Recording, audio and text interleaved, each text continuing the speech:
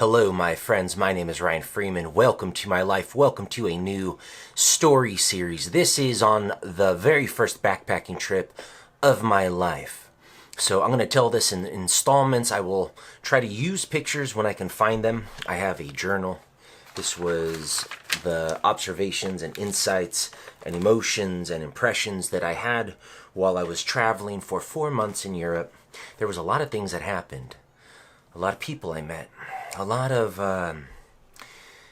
things to ponder and reflect, and it's been a very long time since I've actually gone and jogged my memory to retell these stories. So this is very exciting for me. Thank you for being a part of this. Thank you for watching this. I hope that you like it. I hope that you're able to stay with me the whole series. I will not hold back from you. I will not paint my story any rosier than it was, and I won't make it worse than what it was. I will just tell you what happened as honestly as possible. I have a photo album that I will use photos from this when appropriate. I'm not the type of guy who likes to, at least especially back then, travel with tons of rolls of film and spend all of his time looking through a viewfinder. I wanted my experience to be with my eyes and heart and senses. This was before cell phones. I didn't have well, there were cell phones, but I didn't have a cell phone.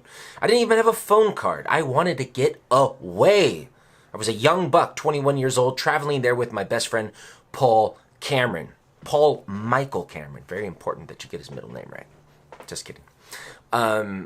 So yeah, this is going to be the lead up. I'm going to introduce how this trip came to fruition, and I'm also going to introduce Paul Cameron, my traveling partner, because he obviously plays a huge role. So, my family, mostly normal Americans for the most part, traveled down to Mexico, stay in a resort, traveled to Hawaii, traveled to Las Vegas, but there was one person in my family, my Uncle Bob. My Uncle Bob, if you have seen my other videos, I did an episode that detailed my relationship with my uncle. If you want to watch that, it will give you a lot of background into who he was to me. But I'll briefly say that he was the oddball in our family. He was 10 years older than my father, half-brother, who had a very troubled youth, sort of deep family issues, as a lot of people do have. He didn't gel and think along the same lines as his fellow young American men that he grew up with. So he didn't go to the Vietnam War. Instead, he went down to Mexico with rolls of black and white film, like $80 in his pocket, hitchhiked, had crazy adventures, met this Swiss hippie, moved to Switzerland. And every once in a while, he would come back to America with Toblerone chocolate and entice us sort of with his international adventurous stories. He was very wild, the type of guy who in his youth would spend summers by himself as a teenager out in the Mojave Desert catching rattlesnakes and doing like Indian rituals and collecting sage. I mean, he's a very far out guy, still is, still alive, still very healthy, still very virile type of man. I'll talk more about him, obviously, as this story comes, because we were going to stay at his house in Switzerland. And how it came to be was in high school, I was working at Blockbuster Video. This was a video chain in America that had the movies that you wanted. It was the largest video retail rental chain. And it was a boring job. I hated it. I hate this type of job, but there were some interesting things. I met some lovely ladies once in a while. And one night, my Uncle Bob slithered on in. I say slithered not to put him down, but he moves a little reptilian-like sometimes. I've also compared him to a cat. He just has this weird flow. He just sort of wiggles up to things. And like a snake, his forked tongue, he doesn't really have a forked tongue, but going with the metaphor, slithered into my ear and he whispered, "Ryan, get a backpack, get a sleeping bag, get a tent, buy a ticket, come to Switzerland." But he did it way more seductively. That's right, not seducing me, but enticing me. He's an artist. He's an oddball, and the way that he communicates is with lots of emotion, lots of razzle dazzle, shall we say. So he put that seed in my head. I had grown up hearing Uncle Bob's stories. He was the terrorizing uncle that would gather all of his siblings because he was the older, sort of unhappy guy because his dad got kicked out from his mom, and his mom married my grandfather, and he would get in fights with my grandfather, and so he would sort of take out a lot of his problems. I don't want to talk dirt about my uncle. Love him. These are just family stories that I guess I'm sharing for perhaps for the first time. But I grew up with horror stories that he would come in to the house where my father and his sister and his other brothers lived.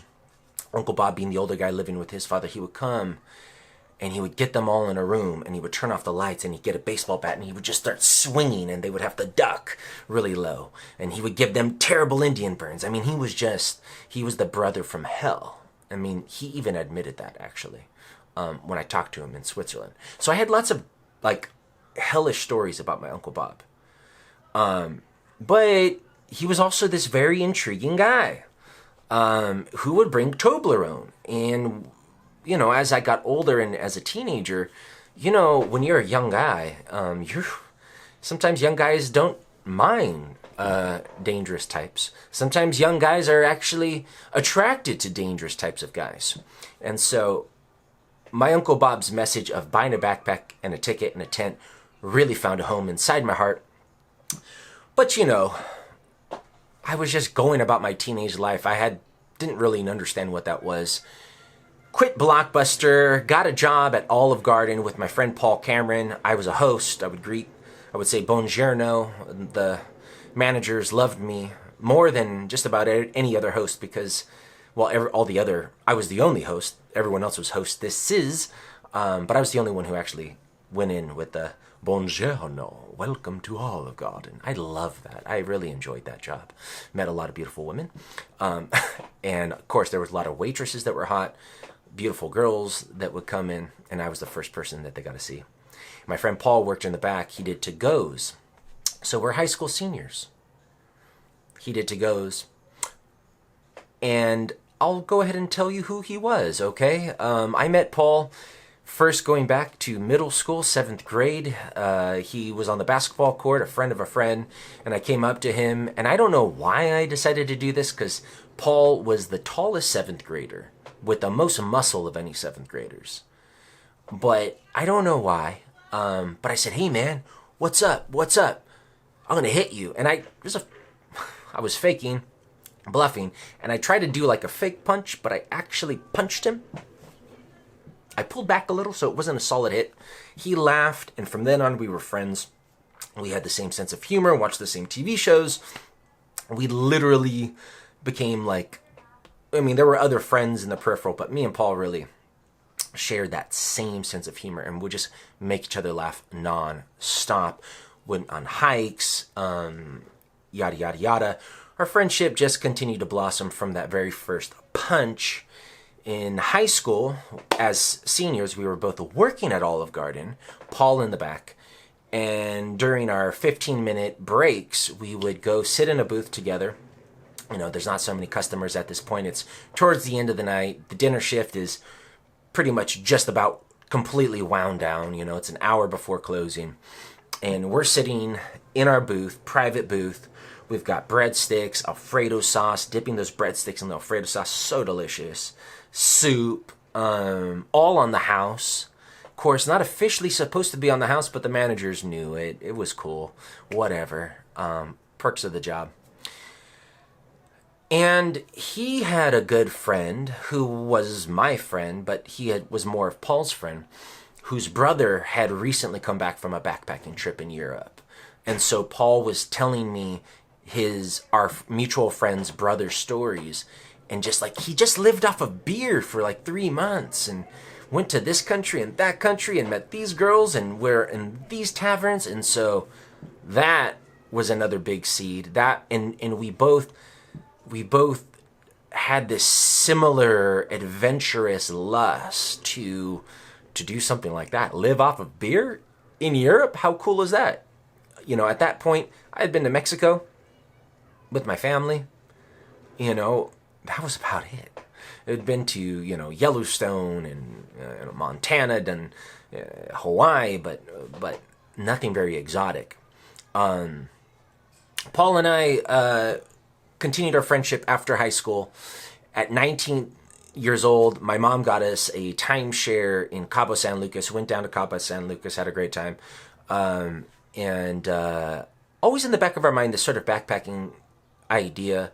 Young men, I'm sure if you're a man and you were once young, then you could definitely identify it. Even women, I don't know. Actually, I'm not a woman, so I've got long hair, but I'm not a woman. That was awkward. So, young men hatch plots and ploys, right? It's sort of in that male ego to go out and seize the world. I'm going to become a millionaire. I'm going to become a scientist. I'm going to take over the world, whatever it is. Plots to go to Alaska and mine gold, plots to sleep with every woman west of the Mississippi. These types of goals that young men have in their head. And the one that we kept returning to was this sort of backpacking idea. What happened? Oh, yeah, that's right. So, just real quick, Paul in high school, just so you understand who he was the nicest guy. The nicest guy. He was the guy that everyone wanted to be best friends with. All the guys that were friends with Paul wanted him as their best friend. All of the girls that knew Paul wanted him as their boyfriend. Paul was the hottest commodity. And he had, I don't know if it's a coincidence or what, but he had the most humble personality. He was tall, well endowed. He was on the water polo team. He was on the swim team. He broke every record in all of the events that he did in swimming. So in our gymnasium, we had all of these records, for every sport, track and field, 100-meter dash, swimming, breaststroke. He broke, I don't remember all of his events, but I know he broke the freestyle records, he broke the breaststroke, and he might have broke the butterfly stroke and some other ones. He was the best swimmer. Still is a great swimmer to this day.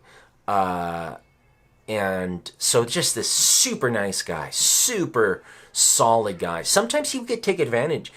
Other friends who weren't so cool would take advantage of him. And so, there's always a weakness in every great man. But I love Paul to death. Always have, always will. And I was lucky to have such a great friendship with him. So our plots and ideas, we continued our friendship well into our adulthood, hiking together, running, well, sometimes not really running so much, but we played frisbee golf, things like that. Little smoky once in a while. I wasn't so into it, but hey. I was really religious at that time, crazy zealous religious, in the sense of a fundamentalist who took the Bible literally. So, we have various definitions of what religious means. At that time, I was reading the Bible every day. Literal definition: women should not preach. Real like a legalist, dogmatist. And it just consumed my life, Christianity. And I would go to youth group. And Paul was a Christian too. Went to this similar youth group, but Paul was much, much more mellow. He had a girlfriend that he met in freshman year, was with her a long time. Paul was just a mellow, even keel guy. I was a little bit more fiery. And actually, going to come to our elements a little bit later in the story, few episodes down. Very interesting thing that happened. So I was very fiery with my Christianity, and I was dating girls. Was not the boyfriend type of guy, a couple dates, next one, couple dates, next one. You know, sometimes relationships lasted a month, but rarely. But I had so many hangups about my sexuality. I did a video about this. If you're interested, you can watch this video up above me that talks about sort of, you know, my Christian conflict, my religious conflict with sexuality. And this was sort of the biggest conflict I had in life, you know, amongst, you know, surviving your teen years and all of that. But it eventually came to a head. I went to Israel for free. You can watch the video about that. And I got seized by the wanderlust and the travel bug, because when I went to Israel for 10 days as a Jew for free, isn't that weird? And it was the 10 best days of my life. I remember it wasn't even a comparison. Like, I had great memories when my parents were still together, had great memories of spending time with my little brother, and, you know, all the games I played in youth group and summer camps. And like, I had a good childhood, guys, not a bad childhood. But those 10 days in Israel, you know, I was a 20-year-old traveling around Israel for free as a Jew. You know, it was the best time of my life. And so when I came back to America, I stopped going to church, stopped protesting at the abortion clinic, which was, I don't want to get into that hot topic, but, you know, part of my whole religious zealotry was wrapped up with things like that, as well as sort of rejection of my natural urges, which only heightened my religious zeal. Which is why I think some of the most dangerous people in the world are sexually deprived religious fanatics, whether they're Muslims or Christians or whoever. But that's just a side note. Yeah, so yeah, when I got back from Israel, like, I was like, I'm gonna travel again, because I had to fly over Europe to get to Israel. And I remember looking down at France. I saw this like lightning storm outside of the airplane window. I can see this lightning storm, and then I could look on the navigation on the screen. We flew LL, which was a fantastic airline, like way better than any airline I'd ever been on. They gave free, endless wine, whiskey, whatever. I could see that was France. That lightning storm was happening over France. And France, to me, at that point, was just an idea, some location that took place in history, from a history book, from stories and stuff like that. To actually see a lightning storm and knowing that happened over France, that I was flying over France, really brought it closer to reality to me. And I thought of that seed that my uncle had planted. And then also, at the time, the Lord of the Rings series was really hot, and I was a fanatic. I watched The Fellowship of the Ring 6 times. I saw The Two Towers, I forget the name, like 5 times. The Return of the King, like 5 times. Even though they were that long, I was crazy about The Lord of the Rings.